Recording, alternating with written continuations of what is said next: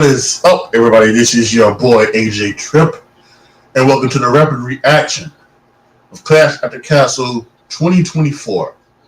An amazing night of wrestling, I might say. Some very interesting things happening tonight. We're going to give some people some credit for some of the things that they talked about, and we're going to, all in all, just go over the entire thing and maybe talk a little bit about what we see in the future for some of these. So let's get right into it. There was no pre-show match from the Countdown show. We started off with the World WWE Undisputed Championship. It was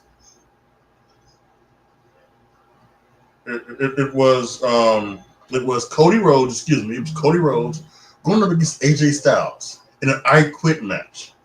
Now, before the match, just like a couple years ago, I can't remember. I think it was the Randy Orton, Brock Lesnar SummerSlam match. Booker T said on the kickoff show, Countdown show, pre-show, that there was going to be some blood, and when you know it, Lesnar took those elbows, opened Randy Orton up. So on today's Countdown show, Big E said something to the effect of "there will be blood," and there was obviously a movie about that. We started off with some fighting in the crowd, some brawling through the crowd, this and that. We went all the way around from the crowd, went through the backstage act to the gorilla position, back out through the entranceway, went back down to the ring, and at some point in that ring, they just out Cody Rhodes into the ring bell, busting him open. Now, I put on Twitter that Cody Rhodes didn't do a blade job; he did a prick job. Some might say that this was, that this was fake blood. But I actually don't think it was fake blood. The thing, Kevin Owens, maybe when Kevin Owens had that blood coming down him, doing that when the bloodline beat him up, that may have not been, fake blood. Obviously when The Rock busted open Cody Rhodes on Raw, that may have not been fake blood. But I think the difference here is it was still coming.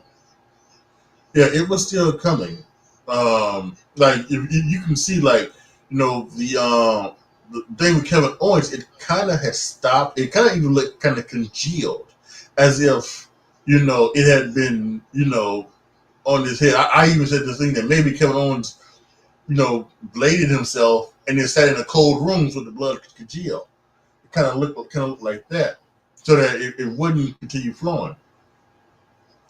And the thing with Cody Rhodes, like he came up and he was bleeding when The Rock wiped it off, put it on the Mama Rhodes belt. It still didn't look like it was, any type of other thing. I am hearing some other noise, and so I'm guessing is this from somewhere else. I don't know. So it's not on here, not anywhere else. Oh, I know what it is. It's my OBS that I have on my laptop for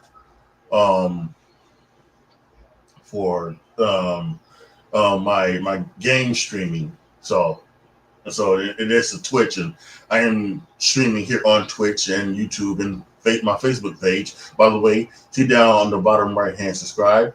On the bottom left hand right hand corner, subscribe on YouTube if you're watching there. Follow on Facebook if you're watching there, and also follow on Twitch if you're watching there. Maybe you can subscribe. Prime sub. Anyway. Back to that action. So that's why I kind of said I thought it was a prick job, because it was still kind of flowing. So that's why I think maybe it was just like a needle prick. And same thing with AJ Styles later on. He kind of looked like he maybe just pricked himself as well, so that it wouldn't fully bleed, because they still have a thing with Mattel, and Mattel is the main reason, as one of the main reasons I think as of why it you don't see a lot of blood on WWE for like the past decade, and why they would always try to like you know if it happened, they would stop and try to do something with the cut or anything like that, or they wouldn't kind of show it from a certain angle or anything like that. That's why it was like that. In fact, there were even rumors that Triple H and Shawn Michaels told the wrestlers to not post pictures, the NXT wrestlers, not to, well, actually, they told the entire roster, not to post pictures of themselves, with wounds and cuts and things like that, because Finn Balor had did that. He posted a picture online on Twitter when he had that head cut. And if you remember in that match, they came in and stopped the match and tried to stop the bleeding. So, and because that didn't happen, so I'm thinking that what they've tried to come with a little bit of a type of compromise where there have some blood. But maybe what it is instead of an actual blade job where they take the blade, it's done two different ways from my understanding. It's the stick in and rip, or it's the stick in and turn. That's the two things that I've heard about it. You stick it in and rip, or you stick in and turn.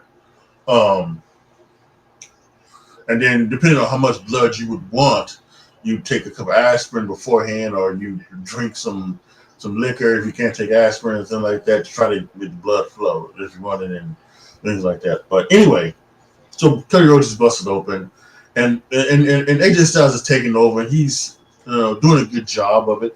And at one point, he puts handcuffs on Cody Rhodes, and he goes out and he starts jawing at Mama Rhodes, who is there with him in Scotland. And Mama Rhodes is there front row, and Cody and AJ gets in front and started, and he does something where he starts poking her in the shoulder, and she comes back and slaps him, and continuously to slap him. And AJ Styles like, okay, you want to touch me? And he goes and gets the chair, and he walks toward Mama Rhodes as if he's going to hit Mama Rhodes with the chair. But he thinks better of it, and it's kind of like him saying, okay, you want to hit me? Now I'm going to do it. And he goes in the ring and he wails on Cody Rhodes with the chair. Wails and wails and wails on him. And then the turning point is when he decides to, I'm guessing, go for a phenomenal forearm. So he jumps onto the top rope. Cody Rhodes takes the chair that he just get demolished with, throws it at AJ Styles, who then falls off onto the table. And then somewhere, Cody Rhodes finds the key. He unlocks the cuffs, and then he takes advantage of it. And then he takes the cuffs, he uses the cuffs, and hits AJ Styles with AJ Styles. Again, he goes down, he pricks his face, he gets a little color. Although that might have been an actual maybe blood capsule type thing, because at least before he didn't. It looked like it kind of wiped away. Although on commentary, Corey and Michael said that when Styles walked by him, that he was bleeding. So maybe it was, maybe it wasn't. Who knows? He did this. Cody Rhodes gets the handcuffs, cuffs him to the rope, and he starts wailing on him and with a chair and everything like that. And he goes outside, and he asks for the thing. He goes, and the referee holds his mic. He says, "I," and he takes a couple breaths and says, "Screw you, Cody Rhodes." Okay. Cody Rhodes goes out. He gets the steel chair and gets the steel steps. Excuse me. And while AJ Styles he's handcuffed to the rope, he's backing himself into one of the corners, and as Cody Rhodes tries to go and run the stairs of his head, he says, "I quit." He screams, "I quit." Match is over. Cody Rhodes wins. Cody Rhodes decides to anyway. He decides to anyway hit him with the steel steps. So all in all, a fantastic match. I give it 4.5 stars. I thought it was amazing. Very interesting. It's kind of interesting. I said in my predictions episode that we're probably not going to see blood. As I was talking about the prior I quit matches, including that one with John Cena and John Bradshaw Layfield was one of the bloodiest matches we've ever seen in WWE. But we had a little blood here as well. And as you guys know who watch this continuously, I'm not a big proponent on blood. I don't think wrestling really needs it. I think sometimes it can be useful when it's done sparsely and correctly. And this one, with the fact that it wasn't big gushings and things like that, it was just like a little dribble. I was okay with it. So yeah, it was a very fun match. 4.5 stars. So afterwards, as Cody's going back up to the up the aisleway, he turns his back to the thing and he raises the championship belt. Solo Sikoa comes out. So Sikoa comes out, clapping for him. He turns around and looks at him, and he's staring him down. And then the other members of the brothers, the bloodline, the Tonga brothers, as Corey once called them, which I think is very interesting because we have Tama Tonga and Tonga Loa, so why not call them the Tongan brothers? They come out there and they take him out. Kevin Owens and Randy Orton makes the save, and there you have it. Now, and when Randy Orton was getting ready to Cody Rhodes, he was kind of staring at the undisputed WWE Championship. So there's a little bit there. So, and the reason why I bring that up because we have two options here that I think we have. We have one option of being a 6-man tag at Money in the Bank of Cody Rhodes, Kevin Owens, and Randy Orton against Solo Sikoa and the Tongan brothers for in a match, in a 6-man tag. We can do that, and then at SummerSlam we're gonna get Solo and Cody, or maybe we will have a 6-man tag, but we'll do it on the SmackDowns, and then we'll get Solo and Cody at Money in the Bank, and we'll get Randy and Cody at SummerSlam. That's a thing as well. So now we also could get the 6-man tag at Money in the Bank and still get Roman and still get Cody and Randy at that. But I think at some point during that time there would have to be a Cody Rhodes Solo Sikoa thing because that's what they're doing is they're getting Solo Sikoa up for Cody Rhodes. So at some point that does need to happen. But again, great match. Love the after the match angle. That was good. Next, for the Women's Tag Team Championship, we had the champions Bianca and Jade taking on Shayna Baszler and Zoe Stark and Alba Fire and Isla Dawn. So, I want to give somebody some credit. Santi Zap. He's I believe he's Santi Zap on YouTube. I believe he's Santi Zap on Twitch.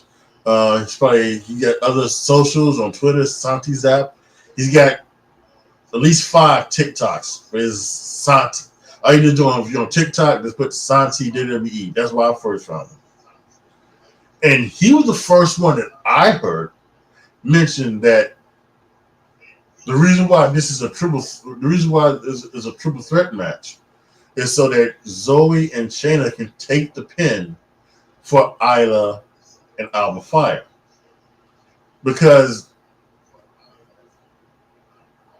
the way it looked like you're putting all of the Scottish people onto the show, and we know one match is definitely going one way. Bayley's beating Piper. We're not sure. We think we know where they're going with the World Heavyweight Championship between Damian Priest and Drew McIntyre. But what about this tag match? So if we're right about the Bayley Piper match, if we are right about the McIntyre Priest match, but then somebody from Scotland has to win. So why not make the triple threat match so that Isla and Alba can win the tag titles in Scotland, hometown girls done good, and then they don't have to pin Bianca and Jade, because Bianca and Jade shouldn't be pinned, at least not in any type of clean way or anything like that. So when I first heard it, I kind of disagreed. I just thought, well, even though he makes a good point about all the Scottish people going to lose, and in fact, in my predictions, that's what I predicted, and we'll get to that in a few. But they're obviously doing the Mega Powers thing with Jade and Bianca. I think once again, thank you. Not thank you, but you're welcome, everybody. I gave them that storyline. But that's so they're obviously doing that, right? But that's not necessarily seems to be the case, and so it just seemed like they were actually going to continue on. Well, you were obviously wrong. Now, I would say this one thing. I think this is said. There was a match a few years ago. There was it was either triple threat or fatal four-way match in the men's division. This was way back in like 2016, 2017, something like that. Once they did this grand split over again, and they had it where all the men would be in the ring. There would be 4 men in the ring, and it was a really good to even great match. With that match, and I said, okay, so maybe I said, maybe this is the way you do it. Now they've done this from time to time, but I do think there is some awkwardness to when you do a triple threat and a fatal four-way tag match. There's an awkwardness of having, 4 people on the outside and 4 people inside the ring. And and then of course you have the old no DQ and fatal in these matches, as Jim Cornette would say, lazy booking. I don't know about all that, but anyway, just for all you Cult of Cornette members out there who watch me or who come across this video, but with this one, I've been thinking about this for a while now, and I kind of think that the triple threat and fatal four-way tag matches should probably be elimination matches. It should probably be elimination matches where the team is going to keep having the 2 people in the ring, and you keep having the 2 people in the ring. Make it so that you can't can you tag anybody? Yeah, okay. You keep that rule where you can tag any other team, your partner, or any other person in the ring. Keep that rule, okay, I guess, but make it elimination, because I just think having all those people in the ring, especially when they don't follow the rules and it just becomes a clusterfuck and all 6 women are in the ring and something like that, it can kind of screw it up. But actually, I really enjoyed. I'll be honest with you, I kind of did enjoy this. I thought there was some great stuff here. I love the fact that Bianca and Jade were so powerful and strong and dominant that the 2 other teams decided to work together to take them out. And then once they took them out, they would focus on each other. That's what happens in other triple threat matches. If one guy is too dominant or something like that, the other 2 guys would team up to take him out so they can be one-on-one with them. So I like that. I thought that was smart. And they were doing a good job. But at one point, they tagged Jade in. Bianca was a legal person. She tagged in Jade. She had been taken out on the floor, and Bianca had been getting some of the work in the ring, some of the heat. And they tagged in Jade. And this kind of fell off him because Jade tried to springboard, which she slipped and fell. And just for me, Jay's not going to see this, but for me, what I would have liked for Jay to have done was to sell it. What she did is she just get right back up and started going back into the things that she was supposed to do.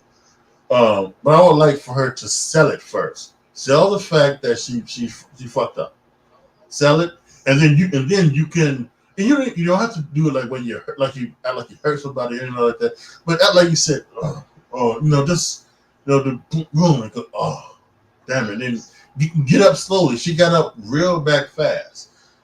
I would like her to do that. And then it seemed like there was some mistimings of certain things, and there was some sloppiness between the girls, and it really felt like that one fuck up, like just, and they didn't know how to get it back on track, which seems to be a theme. It just started to become a theme with these Bianca Belair Jade Cargill tag matches.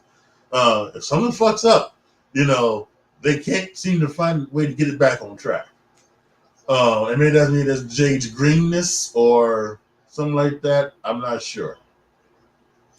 But how this thing ends is that Bianca and Jade, they hit their finisher. But Isla Dawn throws Jade, who's the legal one, out of the ring. She pins, I believe, Shayna Baszler, and then Isla Dawn and Alba Fyre become the new women's tag team champions. Like I said, I was really liking it what they were doing before the Jade fuck up, and then they lost it. But I did like it. Again, surprise! It was a surprise. It really was. Like I said, I'm giving Santi Zap all the credit in the world. He's the first one I heard it. Mentioned something about it, and he was dead on that they were going to win. So good on him for being a Nostradamus. Yeah, so I gave it 3.25 stars. I'm not going to take too much off of the stuff from the end or anything like that. Because they got to where it went. It was just kind of sloppy looking. That's all. Again, Jade will get better with time. I'm not going to sit up here and try to cut down AEW or anything like that for how they train Jade. In fact, I believe she might even went to the Nightmare Factory, and that's where Cody and Dustin, do their thing. So I'm not going to cut them down, or cut her down, or cut AEW down. Jade's she's just green. She's just green, but she's been on national television for over 2 or 3 years, and so she's got a name. So and she's like a big star, and she's this attractive, Amazonian woman. And so, they probably couldn't send her. They probably couldn't send her to NXT. They probably needed to put her on the main roster because she when she signed, she trained at the Performance Center for months, then did the Royal Rumble. So I'm pretty sure that they thought that she was too much of a star to have an NXT. Even though she would have brought plenty of eyes to NXT, that she probably needed to be on the main roster, and I can understand that. So again, not gonna bury her or bury the girls or bury this match. I'm just pointing out it was something happened. Stuff gets sloppy, but otherwise it was a very entertaining match from there. So like that. And by the way, I also think that this is a very easy thing to do. Isla Dawn and Isla, they win the tag titles. I think very much so. Next week in Chicago, or on the 28th, or even at what's his face? Even at the Toronto SmackDown or the Money in the Bank pay-per-view, Jade and Bianca can get the title back, right? And they can still continue on their trajectory of going to where we're going and getting to where we were going. So I know I saw some people on Twitter like, well, now did they do this so that this will happen now at SummerSlam instead of WrestleMania, or what? Why did they do this? I think they did this because somebody from Scotland needed to win. So okay, so give me 1 second, guys. I'm going to be right back.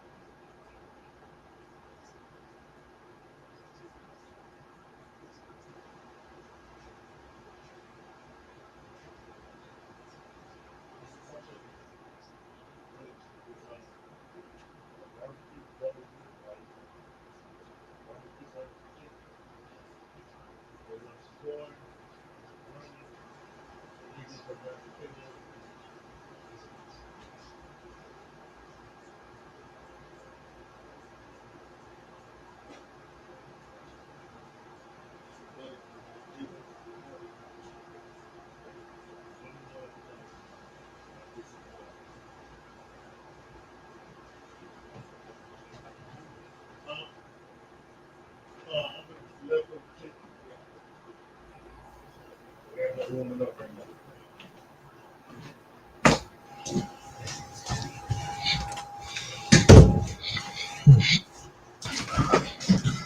All right, guys, I'm back. I apologize, but sometimes you just gotta do what you gotta do, right? So let's see where we're at. Okay, over here. So next is the IC title match between Sami Zayn and Chad Gable. Very well wrestled, very great match. Told us, at one point Chad Gable was trying to go for the ankle lock, and Sami blocks it because he knows she's going for it. So then he starts working on the arm, which I thought was very interesting. They decided to go from the foot to the arm. Great stuff. And there's a lot of great wrestling in this thing. But the thing in this story is about Otis and Chad Gable getting down with Otis and Maxine Dupree. So at one point, Chad Gable goes to the outside. He grabs the Intercontinental title. And he hands it to Maxine. He gets in the ring. He puts Sami Zayn on the middle rope, and he distracts the ref. And he's giving her the sign. And she, as it has been, she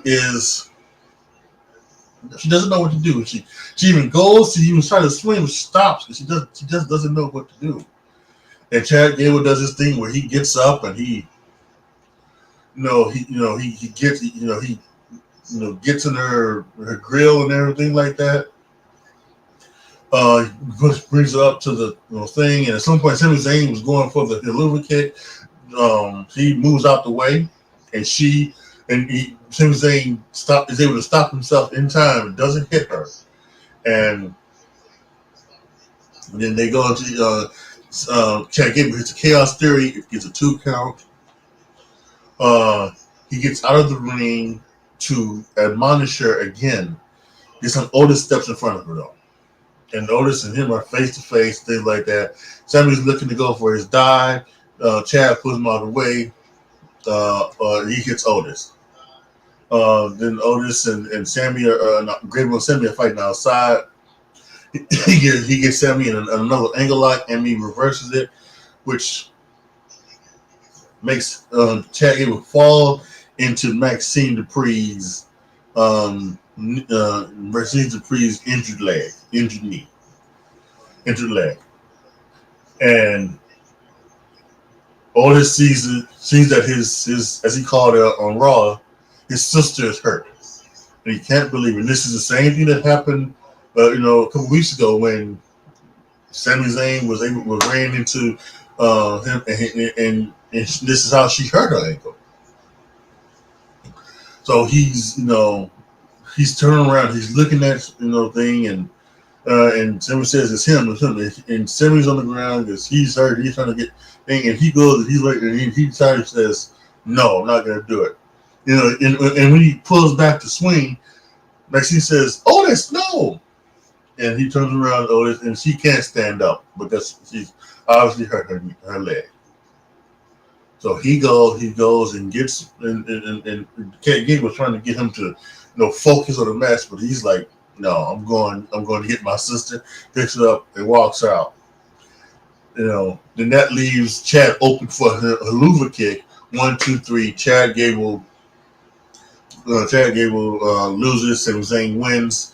And got a championship match from Otis and Maxine. Well, at least Otis walks off holding Maxine. Again, really good. The story is still getting so good. They are very close to pulling the trigger, as you can see, because I think this is going to be the tipping point for Otis. His sister got hurt, and that's what I've always been saying. I've always been saying that Otis. What will make Otis turn on Gable is Gable doing something to Maxine. Now I kind of thought maybe one of the things might be is maybe he would put her in an ankle lock, and then that would be the case, especially with her, foot being thing. But this was just as good, and I think either if not Monday, then I think the Monday after, if not the 17th, the 24th, we're going to finally get that Otis turn against Chad Gable, and I think it's going to be amazing. Great story, great match, 4 stars. Next was the women's title match, not tag title, the women's championship, WWE women's championship match between Bayley and Piper Niven. At one point, Chelsea's on the outside, and I guess Bayley stomps her hand. I looked away for just a second and I missed it. When she came back, she was complaining to Charles Robinson, the ref, about her hand, and she did. She was poking him and grabbing at him, asking for some reason to have Bayley be thrown out of the match, which doesn't make sense. But okay, whatever. She that's what she's doing, and referee says, "No, I'm throwing you out," and throws her out. So we continue on, and Chelsea Green comes back down in a Rey Mysterio mask, as if as if same clothes, just the mask. And even Charles Robinson says, everybody knows it's you, Chelsea. Like, get down. And Bayley takes out Chelsea Green on the outside with that. They get back in the ring to do some very good stuff. Bayley on a couple occasions tried to go for the Rose Plat. It didn't. Pepper blocked it. So then Bayley goes out and hits a crucifix driver 1, 2, 3 for the win. So, good match, 3 stars. It's always good when the worst match on the card is 3 stars. That's when you know you got an excellent show. That it was good. I put this out on Twitter as well. I said, I believe that Crucifix Driver is Gigi Dolan's finisher down in NXT. Gigi Dolan. She's been off television for a little while. I'm not sure. I'm hoping she is healthy, and I'm hoping everything is doing fine with her family and things like that, because it was just kind of weird. They had Ariana Grace and they had Chelsea. When Chelsea Green was down there, they were kind of talking about that. Things like that, and Gigi says, "No, I'm not doing this. I'm out of here." And she was out, and afterwards she put something on Twitter, but we haven't seen her since. So again, I'm hoping that she's okay. I hope she's not hurt or anything like that. But I do believe that Crucifix Driver is Gigi Dolan's finisher. But that would be a good finisher for Bayley, because her finisher, the Rose Plant, is not a good finisher. It just isn't. I would rather her go back to Bayley to Bayley, the Bayley to Bayley, than the Rose Plant. But nonetheless, it is what it is with her. So, but yeah, again, worst match on the card is 3 stars. What can you say? Nice match between those two. Piper got a good standing ovation, as she should have in her hometown, Golden Country. And next was the World Heavyweight Championship between Drew McIntyre and Damian Priest. McIntyre got the Scottish people, Scottish band to come out there and do the I guess maybe the song is called Scottish the Brave. I don't know, because it had it down on the bottom of the screen, so I don't know if that was the name. That's the name of that music from what Roddy Piper would come out to. I don't know if that was the name of that song or just the name of the or the name of the people who were playing the bagpipes. But then he got that, and then he came out to his song, not Broken Dreams, but his song. We really need to, just realize that that's probably never gonna happen. He's never going to come out to Broken Dreams again. So he had that one little piece at the other Clash of the Castle, but he still came out to his music, so it's probably never gonna happen. And then Roman Reigns. Damian Priest came out. And by the way, let me go back really quick because I just thought about it and looked down. Let me go really quick to the opening matchup. There was a production box. This may be one of the greatest production botches of all time. When they introduced Cody Rhodes, Senator Irvin introduced Cody Rhodes, they put up on the screen, and it was like the thing they were going for, the lower third thing, and it had up there. It didn't have up there WWE, heavyweight champion, WWE undisputed champion Cody Rhodes. It had WWE Women's Tag Team, and it had talent name. I missed it because again, I was looking around. I was doing some other things. I was actually doing something for like a future video a couple months from now that I want to do. So I was looking for stuff for that. And it is funny. I looked up Twitter and everything like that. It is just amazing. It may even still be trending on Twitter right now. I'm not even sure. But anyway, going back to the World Heavyweight Championship match. So this is good. This is two big guys, and they're going at it. And we know that Damian Priest, even for being 40, has some pretty nice athleticism to himself. And at one point, he has a move where he steps up on the rope and then dives onto the people on the outside, or the person onto the outside. Well, at one point, he does that, but I'm not sure if the rope get caught maybe on the heel of the shoe, or if the rope was slippery or the shoe was slippery. But when he goes for that move, it actually kind of rotates and brings the rope with him, and it goes over the top rope, and he gets his foot caught in between there, and he's in there he's stuck for a while. And Drew Mac, Drew Mac, first thing Drew Mac does, he starts, attacking him, and then he kind of really smartly helps out Damian Priest out of there, out of the predicament Damian Priest is in, and he screams to the audience, I can't win the match if he's tied up. Which is true. You can't win the match if he's tied up. So there is a reasonable kayfabe reason for him to help Damian Priest out of that predicament. He can't win the match if he is tied up like that. I love it. This is why Drew McIntyre is one of the best in the business. Very good. So he gets him out, and that ankle is hampered by Damian Priest throughout the rest of the match. I am concerned that he really did some major damage to that ankle or that lower leg. I know there was a post show happening. I have it paused on YouTube. I'm going to watch that afterwards. I'm hoping to get some updates. I'm going to be looking on Twitter. I'm going to be checking out Fightful and Sean Ross Sapp, because he may have some information. So I'm hoping for the best for Damian Priest.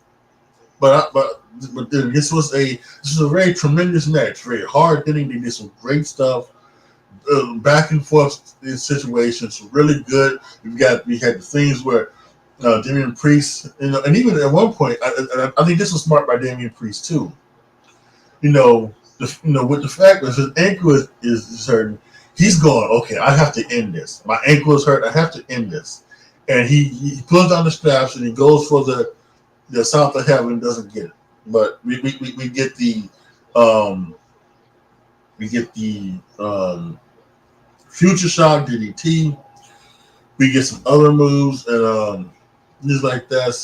Some really interesting things. We some really good stuff from these two. They were really killing it, even with bad leg. He did a razor's edge with Drew on his bad leg. He was kind of hopping with him. Just amazing. Drew went for the Claymore. Damian Priest rose it outside. He claymored him into the barricade. He threw him in the ring.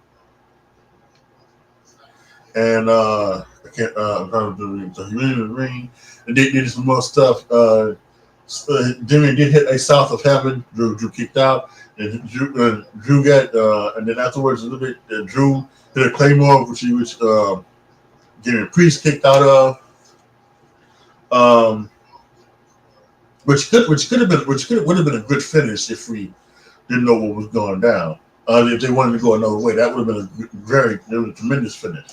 And then we get a ref bump, and we get the ref bump obviously because we know what's going to happen. We get another claymore to Damian Priest, and we get the obligatory official, the crowd counting 1, 2, 3, 4, 5, and doing all of that.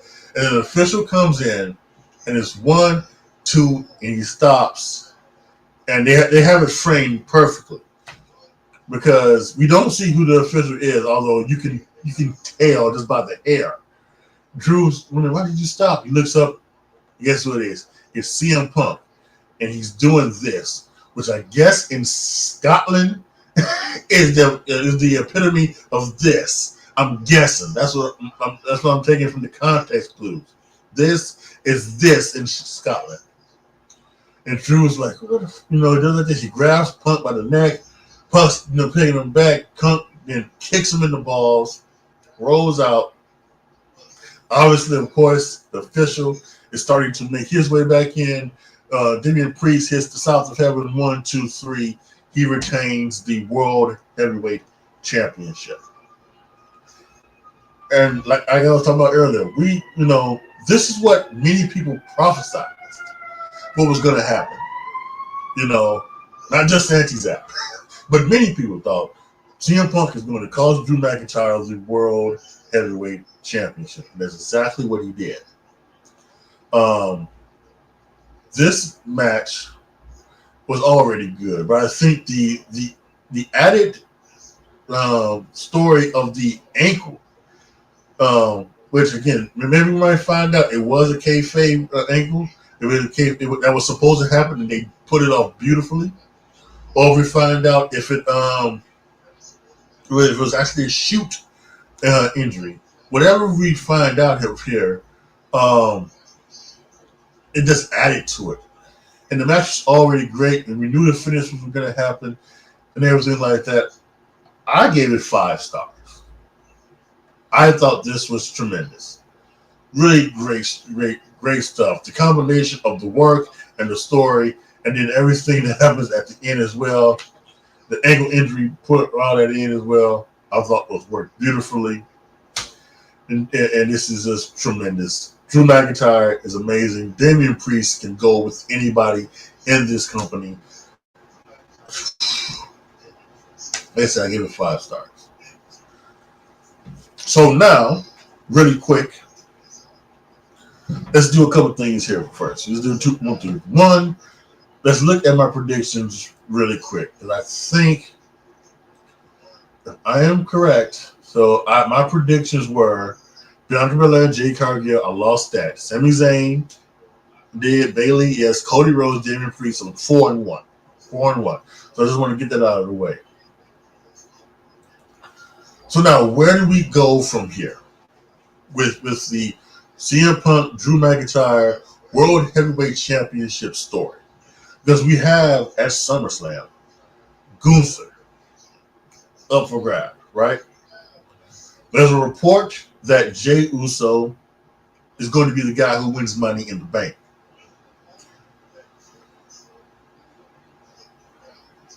And then, of course, there's CM Punk. Is he cleared? Is he not? When will he be cleared from this tricep injury? We're not sure. Which, by the way, next Friday, the 21st, SmackDown will be in Chicago. Or we'll probably expect CM Punk to make a special visit to SmackDown. But anyway, so where do we go from here? So Luke Owen on Wrestle Talk, he had his own thing as well. He's talked about how Drew McIntyre has mentioned that he hates the Money in the Bank. He hates the Money in the Bank. And he's talked about how Drew McIntyre going into Money in the Bank and then winning the Money in the Bank briefcase and then cashing in on whoever to win the championship goes to his hypocritical character that he has been marvelously doing over the past several months. And that's one way you can go. Now, I just mentioned about the report about Jey Uso winning the Money in the Bank, which I think is the right way to go. Because again, like I talked about in one of my videos, one of my That's a Shoot videos a couple weeks ago, you gotta try to, take advantage of Jey Uso's popularity at some point. Because I also think that at some point he's going to get back with his brother Jay and Roman Reigns to take on Bloodline 2.0, I would think, for War Games. Now, he can go into that match as the World Heavyweight Champion, I guess, right? He can go into that match as the World Heavyweight Champion. But if you're going to do more than that, then at some point, he probably would need to lose it. And then, of course, you're talking about Gunther. Like,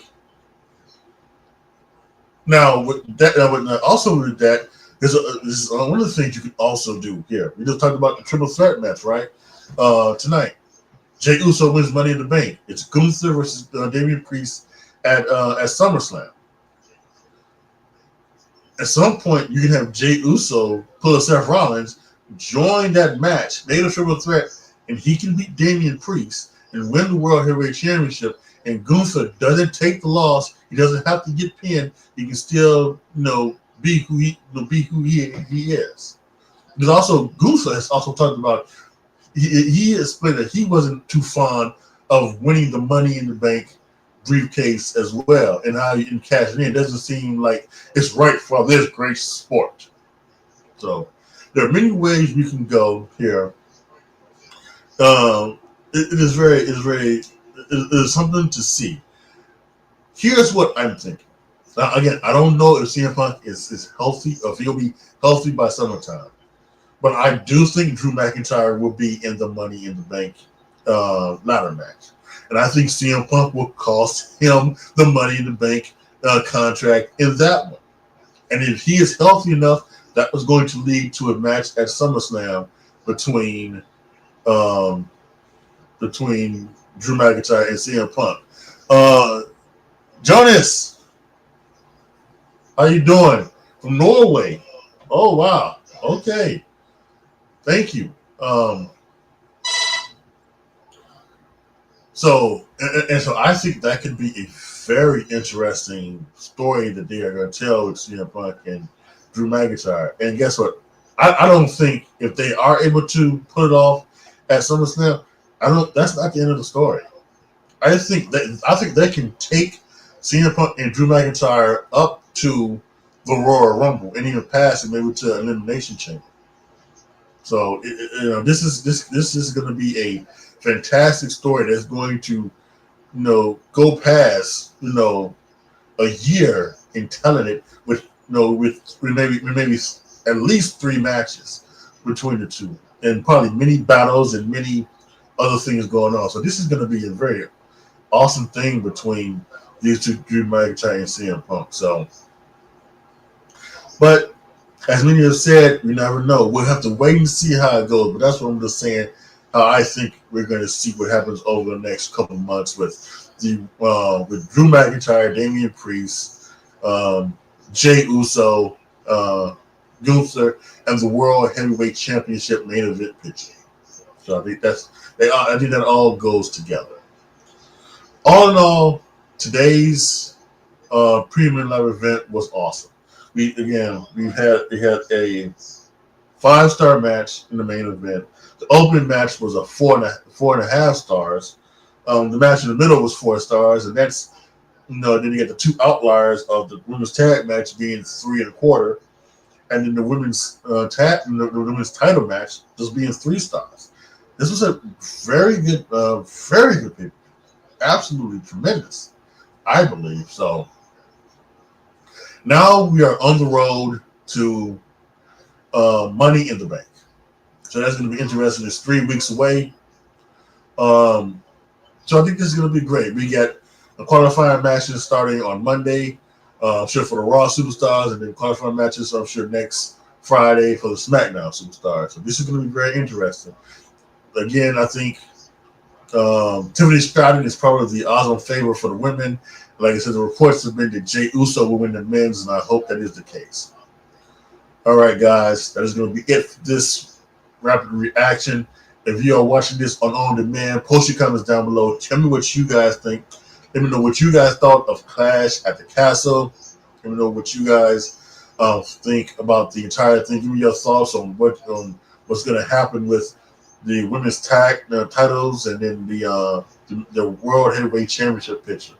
Let me know down in the comment section. I want to thank Jordan McGee who jumped in here the last couple minutes. And this is Demelina Sota who stopped by at the very beginning to just shout out Roman Reigns, which we're all waiting for. That's going to be something as well interesting with the whole WWE Championship and Roman Reigns and where that goes on as well. So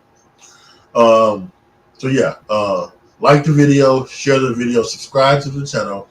Click that notification bell so that you can get all of my That's the Shoot videos, other videos that you may be interested in as well. And of course, when I do my rapid reactions, that will be, you will get the notification of when I go live so that we could talk about the premium live events, which the next one, like I mentioned, will be Money in the Bank. And then actually that Sunday will also be the NXT Heat Wave. You might want to believe in somebody who's going to be on that paper NXT Premium Live event. Should be interesting. All right, guys. Thank you guys again so much for watching. This is your boy AJTRIP signing off. As always, be good to each other, y'all. Be careful out there. And I am out.